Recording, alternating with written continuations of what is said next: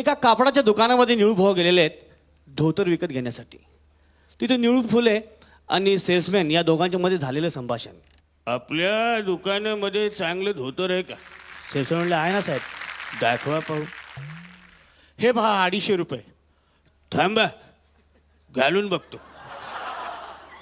तुझ्या मायला काही बरोबर नाही, दुसरं दाखवा. हे केवढ्याला? साहेब हे 350 रुपये. थांबा हे पण घालून बघतो. तुझ्या मायला हे पण बरोबर नाही, हे चांगलं दिसते. हे केवढ्याला? साहेब हे 550 रुपये. थांबा हे बी घालून बघतो. निळू फुलेने एक पण धोतर आवडत नव्हतं. शेवटी आणखीन एका धोतराकडे त्यांचं लक्ष गेलं.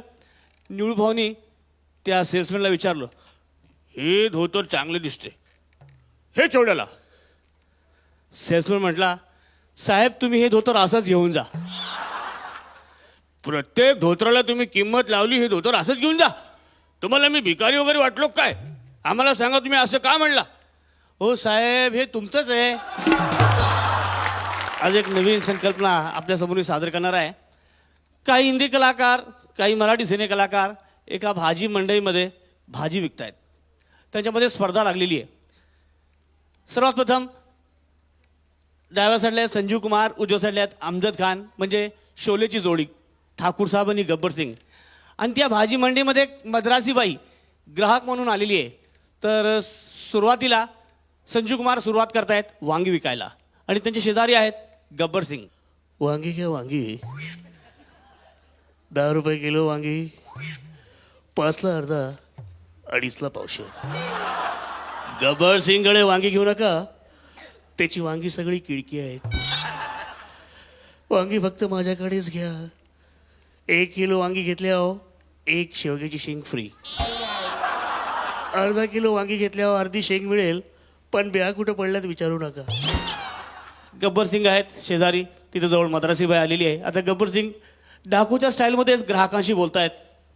गब्बर म्हणतात मला, सुवर के बच्चा, संजीव कुमारकडे वांगी घेऊ नका, तो वजन कसं करणार? कारण मी त्याचे दोन्ही हात कापलेले आहेत. हात धू. ती मद्रासी बाई ग्राहक म्हणती, ए मेला चुकलाय की रे माझ्या वांग्यावर?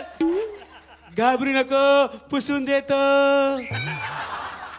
पुन्हा संजीव कुमार म्हणतात, तुमचं तुम्हीच वजन करून घ्या, पण वांगी माझ्याकडेच घ्या. शेजारी राधा कोंडके मच्छी विकायला बसले होते. मासे घ्या मासे, आमच्याकडे भारी भारी मासे आहेत. माशाची तोंड तरी बघा कशी पप्पी घेतल्या की तोंड आहेत.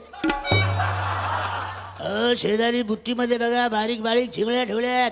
हिमेश रेशमाचं गाणं म्हणतात, बळबळ बळबळ करतात. पुन्हा ती मद्रासी बाई दादा यांच्याकडे आली. ओ दादा हा मासा द्या ना. ए बाई हात लावू नको, तो बोंबील आहे बोंबील. नंतर म्हणतील 5 बोट होती, 5वं बोट गेलो कुठं?